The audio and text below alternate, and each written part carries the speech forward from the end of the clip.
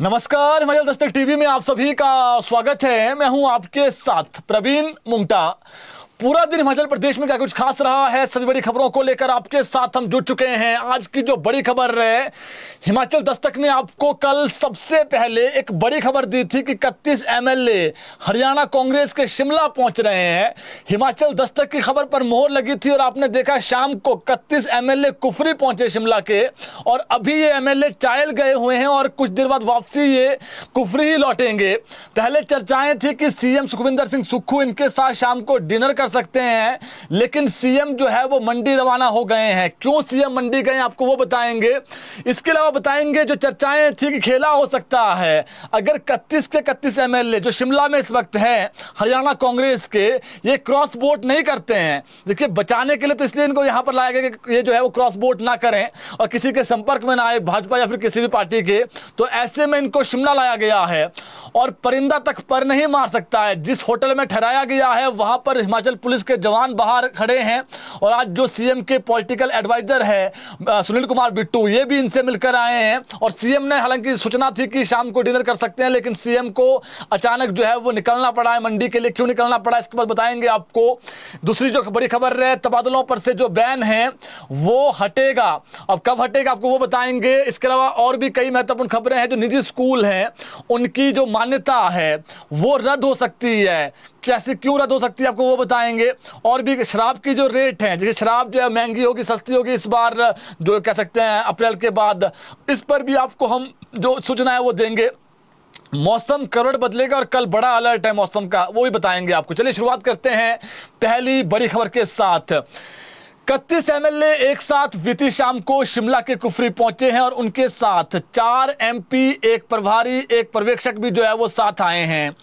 सभी MLA twin tower जो hotel है कुफरी गलू में, वहां पर ठहरे हुए हैं और जो सांसद हैं, प्रभारी हैं और जो पर्यवेक्षक हैं, इनको होटल रेडिसन कुफरी में ठहराया गया है हरियाणा कांग्रेस के। आज सभी 31 के 31 कांग्रेस विधायक चायल के साथ लगते जनेड़ घाट में आईटीसी कंपनी के होटल में लंच करने और सैर सपाटा करने गए।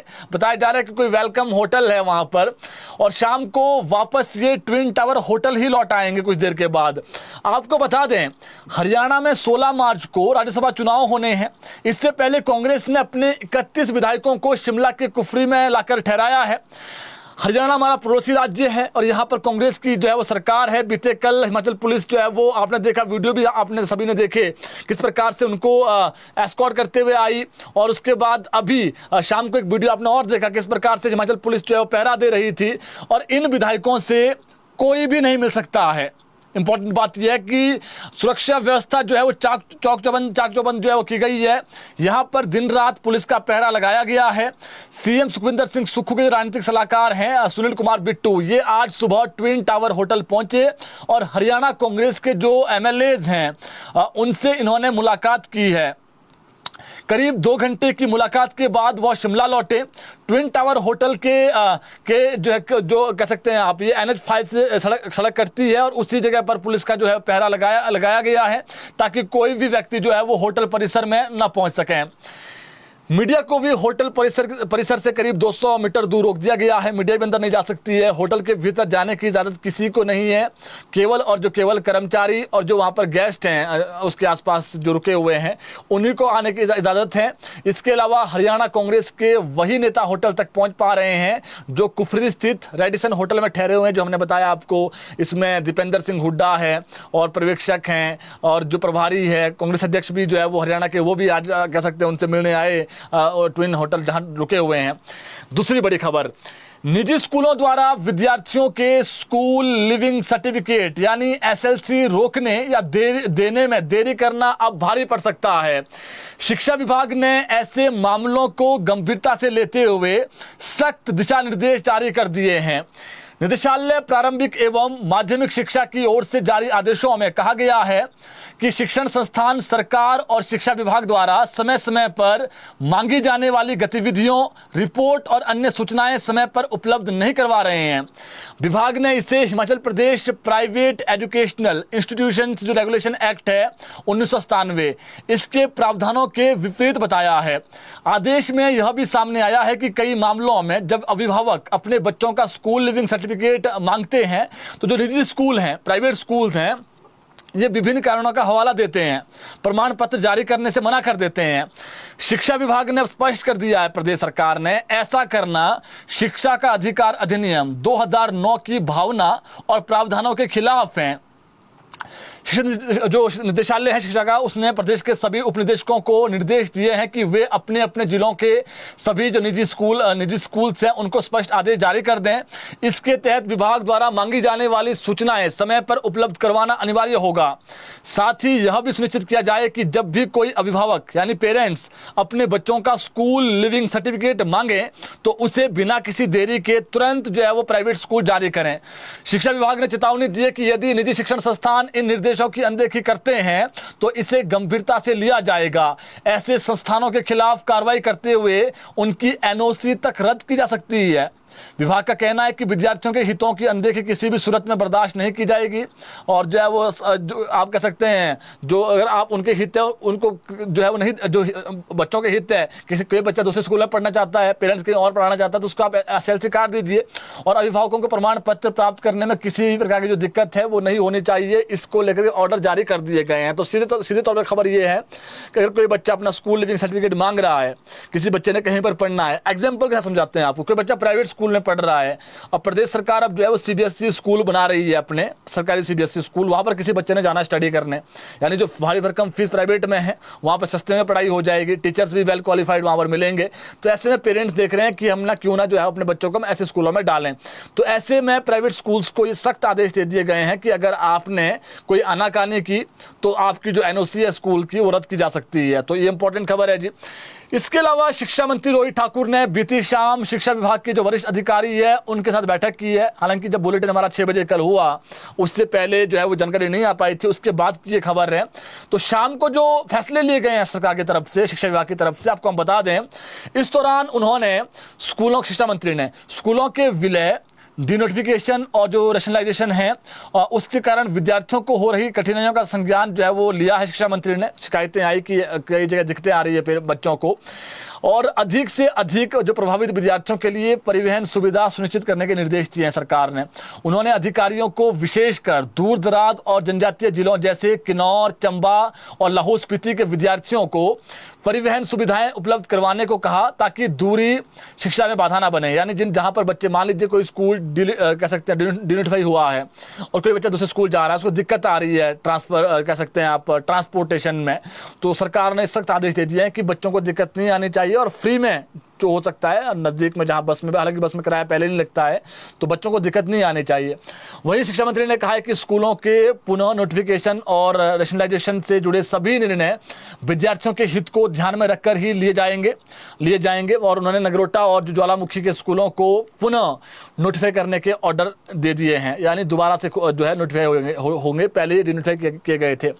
इसके अलावा शैक्षणिक सुधारों की समीक्षा करते हुए रोहित ठाकुर ने कहा कि राज्य के 151 सरकारी स्कूलों को सीबीएसई से संबंधितता मिल चुकी है और ये स्कूल आगामी शैक्षणिक सत्र से, यानी यही वाला 26-27 वाला, सीबीएसई पाठ्यक्रम के तहत संचालित होगा, जिससे शिक्षा की गुणवत्ता और प्रतिस्पर्धा में सुधार होगा। डिजिटल शिक्षा को बढ़ावा देने के लिए इस माह के अंत तक 7,635 मेधावी विद्यार्थियों को टैबलेट वितरित किए जाएंगे, जिससे उन्हें आधुनिक शैक्षणिक संस्थानों जो कह सकते हैं संसाधनों तक बेहतर जो पहुंच है वो मिल सकेगी।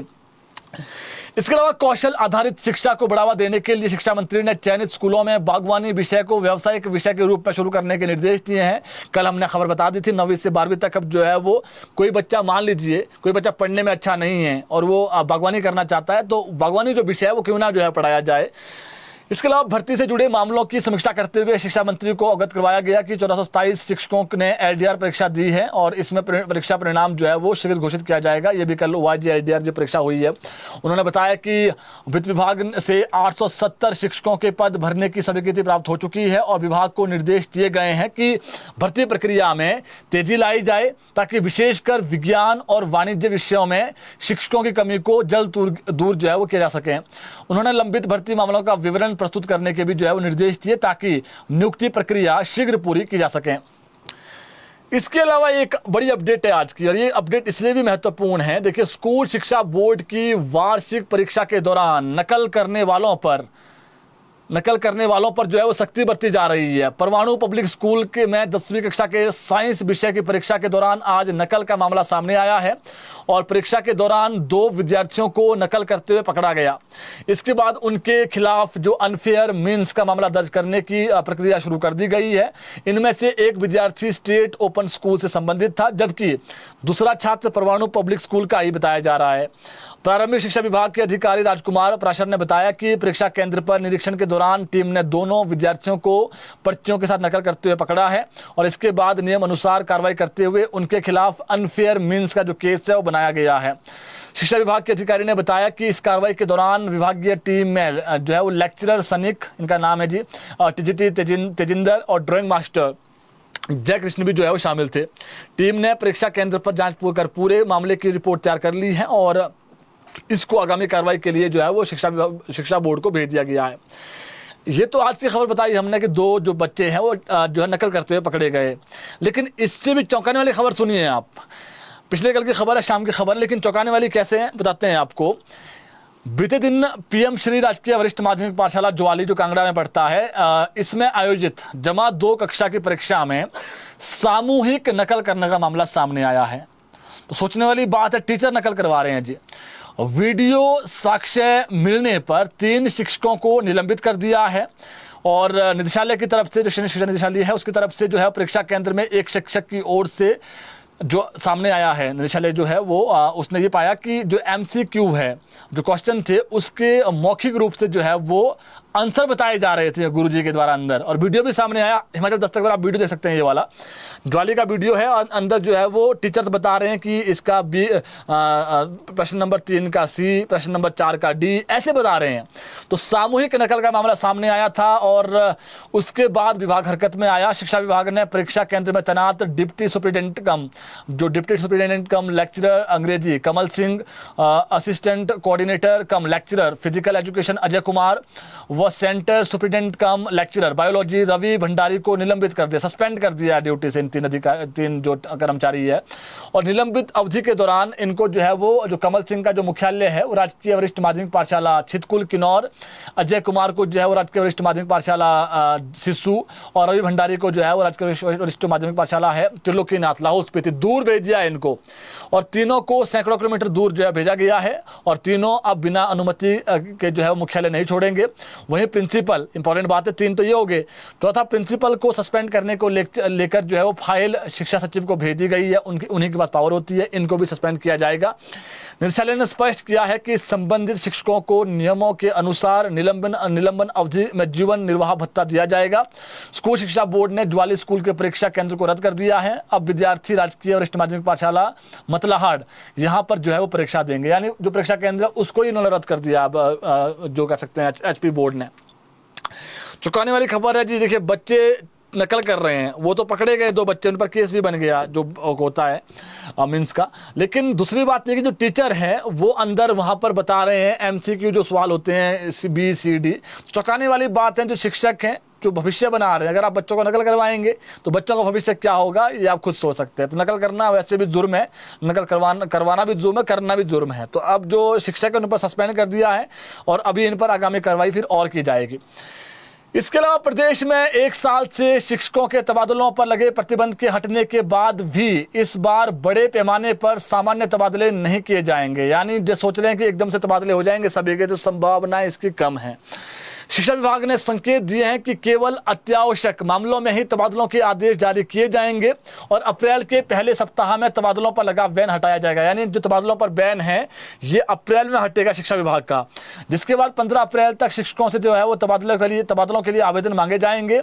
और जो सूत्र हैं शिक्षा विभाग के, उसके अनुसार इस बार स्कूलों में विषयवार शिक्षकों की उपलब्धता संतुलित करने पर जो है वो जोर रहेगा। जिन स्कूलों में लंबे समय से शिक्षकों की कमी है और जहां एक ही विषय के अधिक शिक्षक तैनात है, वहां आवश्यकता अनुसार जो समायोजन है वो किया जाएगा। सामान्य तबादलों के बजाय जरूरत आधार पर ही जो है वो स्थानांतरण किया जाएगा, यानी तबादले किए जाएंगे। और दरअसल प्रदेश में आपको बता दें, चयनित अभी सीबीएसई स्कूल का जो है पैटर्न भी शुरू होने वाला है, वहां पर नए शिक्षक भी आएंगे। और यहाँ जो ये शिक्षक है मौजूदा समय में, वो शिक्षक भी क्या जो एग्जाम होना है स्वाभाविक है, उसको क्लियर करते हैं नहीं करते हैं। उसके बाद 145 चयनित जो स्कूल हैं जो है वो जो 150 के आसपास हो गए हैं, शिक्षा मंत्री ने भी पिछले कल कहा है।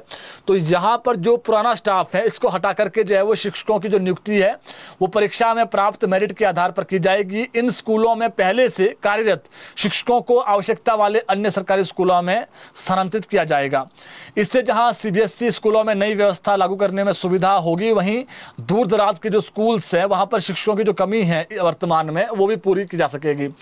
शिक्षा विभाग के अधिकारियों का कहना है कि तबादला प्रक्रिया को पारदर्शी और आवश्यकता आधारित बनाया जाएगा और आवेदन प्राप्त होने के बाद जिला और राज्य स्तर पर स्कूलों में शिक्षकों की जो उपलब्धता है उसका आकलन किया जाएगा और उसी आधार पर जो स्थानांतरण आदेश है वो जारी होंगे। इसके अलावा पंचायत चुनाव की बात कर लेते हैं। प्रदेश में नई पंचायतों की फाइनल अधिसूचना कल जारी होगी, यानी मंडे को, जबकि माफी चाहूंगा कल जारी होगी, जबकि वार्डों के डिलिमिटेशन का जो कार्य है वो 20 मार्च तक पूरा हो जाएगा। हालांकि कल जो है वो अवकाश है तो मंडे को संभावना है इसकी, ऐसे तो कल बताया गया लेकिन मंडे तक संभावना है इसकी जारी हो जाएगी। 20 मार्च से जिला उपायुक्त आरक्षण रोस्टर पर काम करेंगे, तो कल संडे जी मंडे को होंगी ये वाली। जबकि 25 मार्च के आसपास पंचायती राज विभाग जो है वो रोस्टर की फाइनल अधिसूचना जारी करेगा, यानी जो आरक्षण रोस्टर है वो 25 तक जारी हो जाएगा। प्रदेश सरकार ने पंचायती राज विभाग को आदेश जारी किए हैं। पंचायती राज विभाग ने 64 पंचायतों के लिए जनता से आपत्ति और सुझाव मांगे हैं और सुप्रीम कोर्ट के आदेश अनुसार समय की कमी के चलते अब नई पंचायतें नहीं बनेगी। 10 मार्च से पंचायती राज विभाग ने आवेदन लेने बंद कर दिए हैं और पंचायती राज विभाग के पास 800 नई पंचायतों के लिए जो है वो आवेदन आए थे। इसमें से 136 पंचायतों का गठन किया गया है और 64 पंचायतों के गठन के लिए लोगों से आपत्ति और जो सुझाव मांगे गए हैं। संभावना है कि परसों तक इसकी जो सूची जारी हो जानी है। सुप्रीम कोर्ट ने हिमाचल सरकार और राज्य निर्वाचन आयोग को 31 मार्च तक रोस्टर जारी करने के निर्देश दिए हैं और समय की कमी के चलते नई पंचायतें बनाने पर सरकार ने मना कर दिया है। वहीं राज्य निर्वाचन आयोग ने भी पंचायती राज विभाग को पत्र जारी कर सुप्रीम कोर्ट के आदेशानुसार औपचारिकताएं पूरी करने को कहा है। पंचायती राज विभाग का मानना है कि 2 से 3 दिन का समय रोस्टर में भी लगेगा। इसके बाद चुनाव संबंधी दस्तावेज राज्य निर्वाचन आयोग को सौंपे जाने हैं। इसके बाद ही आयोग की तरफ से मतदाता सूचियों का जो प्रकाशन है वो किया जाना है और मतदाता सूचियों में जिन लोगों के नाम नहीं होंगे वे नए नाम जोड़ने के लिए भी जो है वो आयोग की तरफ से जो समय है वो दिया जाएगा।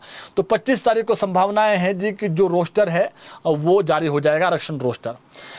इसके अलावा सीएम सुखविंदर सिंह सुक्खू ने आज शिमला में मीडिया से बातचीत में कहा कि यदि हिमाचल प्रदेश को जंगल काटने, यानी जो पेड़ हैं सूखे पेड़ उनको काटने और हाइड्रो पावर प्रोजेक्टों से रॉयल्टी को बढ़ाने की मंजूरी मिले तो प्रदेश को फिर आरडीजी ग्रांट की कोई जरूरत नहीं होगी।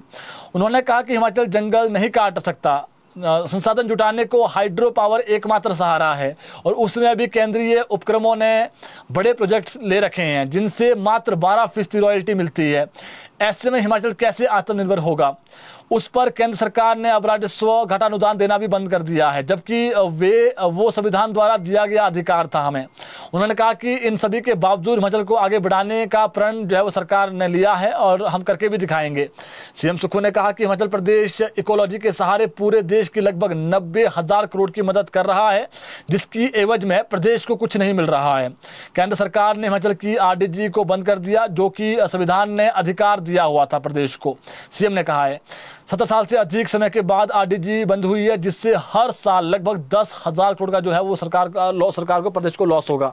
उन्होंने कहा कि जो बिजली परियोजनाएं कर्ज मुक्त हो गई है उनमें प्रदेश को 50% रॉयल्टी लिए जाने का अधिकार मिलना चाहिए। इतना ही नहीं, टैक्स कलेक्शन भी पहले राज्यों के पास थी, लेकिन जीएसटी लगाकर उसे भी केंद्र ने बंद कर दिया है।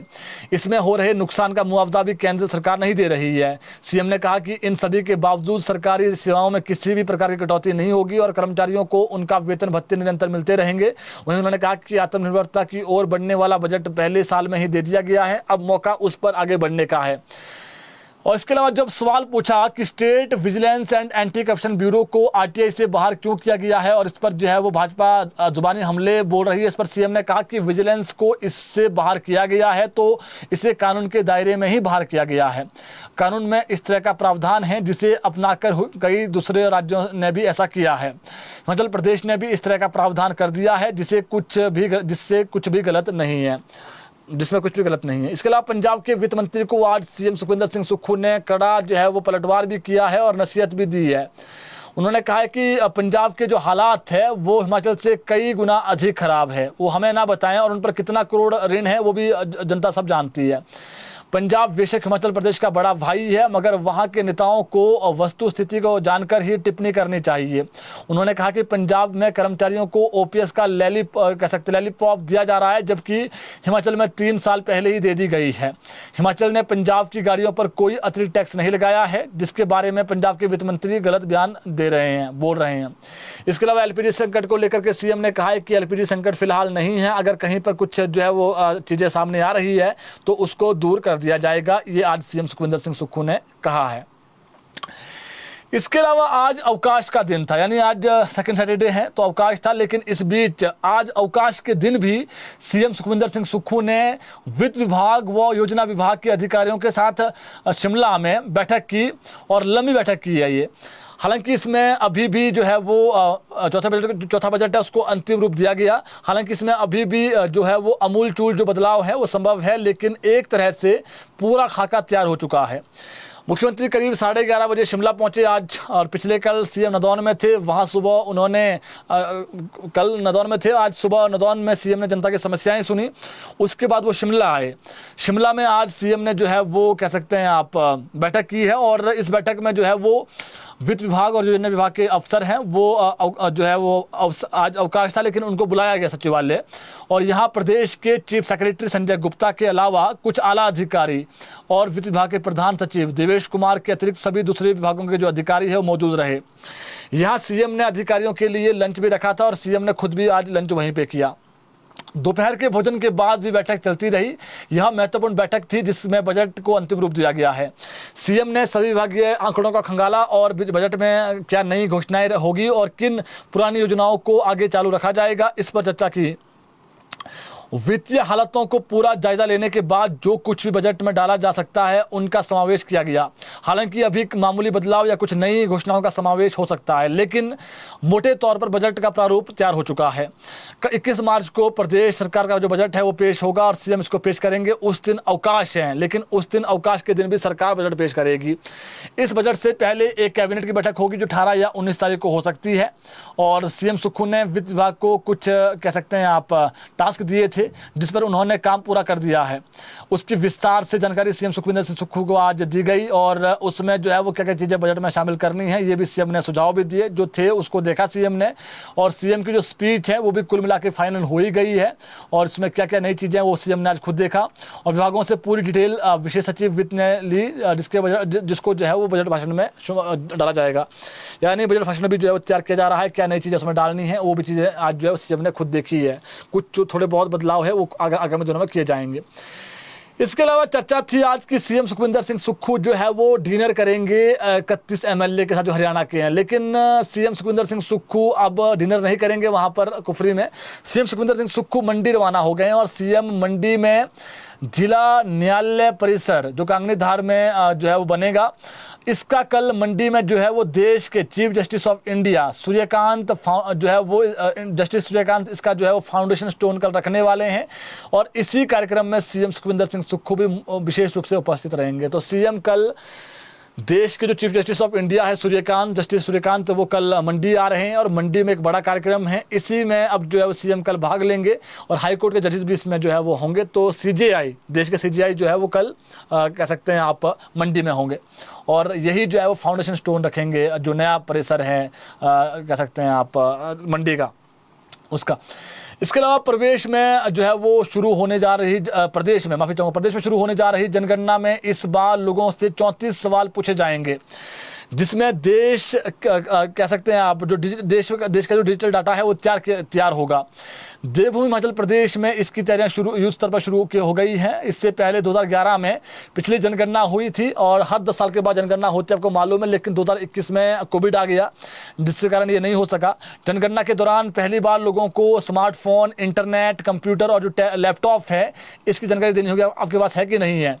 परिवार में जो है वो कौन सा अनाज उपभोग करता है आदि इनके जरिए डिजिटल डाटा समेत अन्य जो जानकारी है वो जुटाई जाएगी, यानी कि कुछ इन्फॉर्मेशन जुटाई जाएगी। इसके अलावा जो पुरानी थी उसके अलावा जनगणना के दौरान लोगों को कुल 34 सवालों के जो जवाब है वो देने होंगे। और डिजिटल जनगणना कैसे होगी, इसमें किस तरह के सवाल पूछे जाएंगे।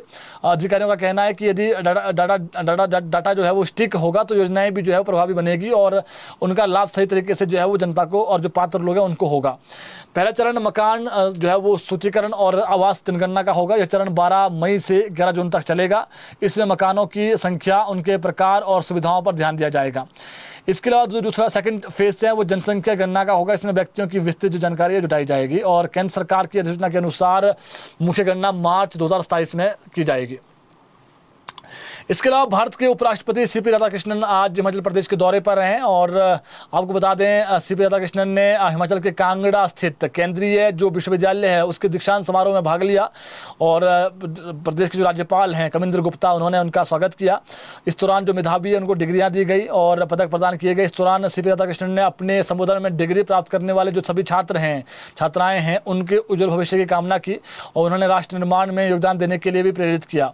उपराष्ट्रपति ने हिमाचल प्रदेश को देवभूमि और वीरभूमि बताते हुए कहा कि इस राज्य ने देश की सशस्त्र सेनाओं में महत्वपूर्ण जो योगदान है वो दिया है।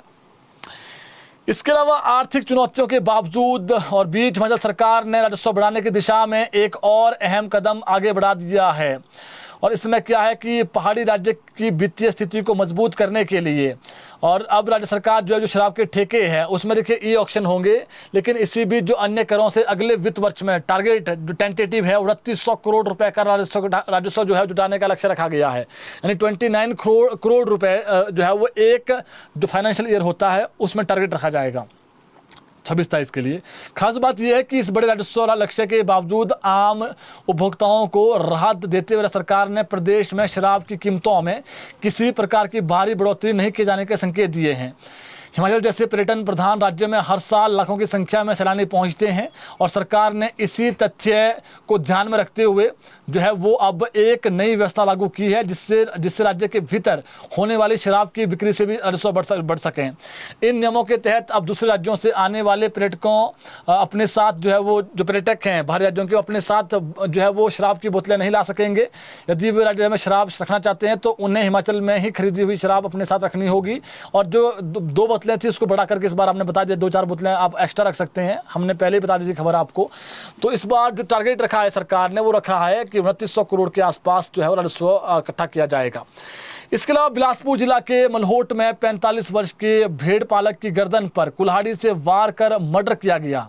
दुखद खबर है। वारदात को अंजाम देने के बाद आरोपी मौके से फरार हो गया है और पुलिस ने मामला दर्ज कर आरोपी की जो तलाश है वो शुरू कर दी है। जानकारी के अनुसार आज सुबह पुलिस को सूचना मिली कि मलहोट क्षेत्र में एक भेड़ पालक की संदिग्ध परिस्थितियों में मौत हुई है और जांच के दौरान पता चला कि मृतक भेड़ पालक 4-5 दिन से पहले ही अपनी भेड़ों के साथ यहां पर अस्थायी तौर पर रह रहा था। प्रारंभिक जांच में सामने आया कि उसकी हत्या किसी तेजधार हथियार से गर्दन पर वार कर की गई है और पुलिस के अनुसार मृतक और आरोपी दोनों ही गद्दी समुदाय के भेड़ पालक बताए जा रहे हैं। इस मामले पर एसपी बिलासपुर संदीप धवल ने बताया कि मलहोट में एक 45 वर्षीय भेड़ पालक की हत्या का मामला सामने आया है। आरोपी ने कुल्हाड़ी से गर्दन पर वार किया है और उसके बाद उसकी जो व्यक्ति उसकी मौत हुई है और जो आरोपी फरार हो गया है। पुलिस और जो एफएसएल की जो टीम है वो घटनास्थल पर पहुंची और जो आवश्यक कह सकते हैं आप वहाँ पर जो है वो कह सकते हैं जो टीमें हैं वहाँ पर उन्होंने जो तथ्य जो साक्ष्य है वो जुटाए और पुलिस अब जो आरोपी है उसकी तलाश कर रही है। इसके अलावा सिरमौर जिला में HRTC की चलती बस में एक गर्भवती महिला ने बीती शाम एक बच्चे को जन्म दिया है। तो ये थोड़ा सा कह सकते हैं आप ऐसा मामला है, ऐसा अमूमन बहुत कम सुनने को मिलता है। और जानकारी के अनुसार कुहट हरिपुर धार रेणुका जी नाहन रूट पर चलने वाली निगम की बस बीती शाम करीब 7 बजे ददाहू से नाहन के लिए रवाना हुई थी और इसी दौरान मलगांव के पास गर्भवती महिला सरोज अपने पति और सास के साथ प्रसव के लिए मेडिकल कॉलेज के नाहन के लिए रवाना हो गए उस बस में, और परिवार बस की पिछली सीट पर बैठा हुआ था। और बताया जा रहा है कि बस जब जमटा से आगे 2 सड़का के समीप पहुंची तो महिला को अचानक जो तेज प्रसव पीड़ा है वो शुरू हो गई। महिला के दर्द से कराहने पर बस में मौजूद जो पुरुष यात्री है वो आगे की सीटों में चले गए, जबकि कुछ महिलाएं उसकी मदद के लिए पीछे पहुंच गई लास्ट सीट में बस की। स्थिति इतनी तेजी से बदली कि अस्पताल पहुंचने से पहले ही जो है वो जो महिला है उसने बच्चे को बस में ही जन्म दे दिया। घटना के बाद बस में सवार कह सकते हैं आप एक यात्री ने तुरंत 108 एम्बुलेंस को फ़ोन किया, जबकि बस चालक ने भी जो है वो बस को तेज़ी से नाहन की ओर बढ़ाया। और जब तक 108 पहुंचती वहाँ पर तब तक जो जच्चा है, छोटा बच्चा है, उसने जन्म ले लिया था। उसके बाद जो नवजात बच्चा है और जो माँ है उनको एम्बुलेंस में शिफ्ट किया गया है और इस वक्त मेडिकल कॉलेज नाहन में पहुँचाया गया, जहाँ दोनों की हालत बिल्कुल स्थिर है, यानी स्वस्थ है दोनों बच्चा और माँ। इसके अलावा चंबा जिला के भरमौर में बीती शाम बिजली लाइन पर काम करते वक्त करंट लगने से एक जो कर्मचारी उसको दुखद मौत हुई है। दुखद खबर है जी। और माना जा रहा है कि यह हादसा सब स्टेशन के साइट सुपरवाइजर और कंपनी प्रबंधन की कथित लापरवाही से हुआ है। सूचना के अनुसार मृतक छम्मू और उसका जो भाई है महबूब पिछले करीब 2 सालों से एक कंपनी के तहत खड़ा मुख से बैराज साइट तक 11 kV बिजली लाइन बिछाने और मरम्मत का जो कार्य है वो करते आ रहे थे। और वो दोनों पिछले कल भरमौर में ADIT 06 के पास बिजली लाइन की मरम्मत और तारें बिछाने का कार्य कर रहे थे। इस दौरान दोपहर 2 बजे के करीब छम्मू ने बिजली के खंभे पर चढ़ने से पहले जो वहाँ पर मच्छेतर हैं और सब स्टेशन है उसके साइड जो सुपरवाइजर है उसको फ़ोन किया और फ़ोन करने के बाद जो है वो बिजली बंद करने को उसने कहा। परिजनों के मुताबिक बिजली बंद होने की पुष्टि मिलने के बाद ही जो है वो कह सकते हैं आप छम्मू पोल पर चढ़ा, लेकिन जैसे ही ऊपर वो गया उसी दौरान उसको करंट लग गया, जिससे उसकी दुखद मौत हुई है। पुलिस ने मामला दर्ज कर आगामी कार्रवाई शुरू कर दी है। दुखद खबर है जी। पहले बोल दिया कि पोल पर खड़ा हूँ, ऊपर चले गया बेचारा, और उसके बाद वहाँ पर जो करंट था वो उसमें था और उसकी डेथ हो गई है। तो ऐसे लोगों पर कार्रवाई होनी चाहिए। अब पुलिस इस पर आगामी जो कार्रवाई वो कर रही है। इसके अलावा प्रदेश में इस समर सीजन में पहली बार आंधी, तूफान और ओलावृष्टि का ऑरेंज अलर्ट जारी हुआ है। यानी कल प्रदेश में जो है वो जो जानकारी हमारे पास है, कल 3 जिले कुल्लू, मंडी और शिमला को चेतावनी जो है वो जारी की गई। 3 जिलों में लाहौल स्पीति और किन्नौर को छोड़कर अन्य सभी जिलों में येलो अलर्ट दिया गया है। इस दौरान राज्य के कुछ भागों में 1-2 स्पेल में तेज बारिश भी हो सकती है। अधिक ऊंचे पहाड़ों पर बर्फबारी का पूर्वानुमान है। मौसम विभाग के अनुसार राज्य के कई भागों में 40 से 50 किलोमीटर प्रति घंटा की रफ्तार से तूफान भी चल सकता है। राज्य में बर्फबारी का जो दौर है ये 20 मार्च तक जारी रहेगा। परसों यानी 16 मार्च को भी पूरे प्रदेश में बारिश बर्फबारी के आसार हैं। 17 मार्च को वेस्टर्न डिस्टर्बेंस थोड़ा कमज़ोर ज़रूर होगा, लेकिन जो ऊंचे वाले क्षेत्र, जो मध्यम ऊंचे वाले क्षेत्र, वहाँ पर मौसम जो है वो ख़राब ही रहने वाला है। यानी ये मान के चलिए कि कल मौसम ख़राब है प्रदेश में। और 18 और 19 मार्च को भी दोबारा पूरे प्रदेश में अच्छी बारिश बर्फबारी होने का पूर्वानुमान है। तो ये मान के चलिए कि इंद्रदेव जो है वो थोड़ा मेहरबान हो सकते हैं कल प्रदेश में। हालांकि देखिए बारिश का अलर्ट तो है, लेकिन तूफान का अलर्ट भी है, तो अच्छी चीज़ नहीं है। अब देखिए फ्लोरिंग भी शुरू हो रही है खुमानी, पलम वगैरह में, तो ऐसे में बस तूफान ना आए। लेकिन कल प्रदेश में जो है बारिश को लेकर के अलर्ट है और अगले 3-4 दिन मौसम खराब ही रहने वाला है। जो बड़ी खबरें थी आप तक हमने पहुंचा दी है। बुलेटिन शेयर करिए ताकि और लोगों तक भी अपडेट पहुंच सकें। अभी के लिए इतना ही, धन्यवाद।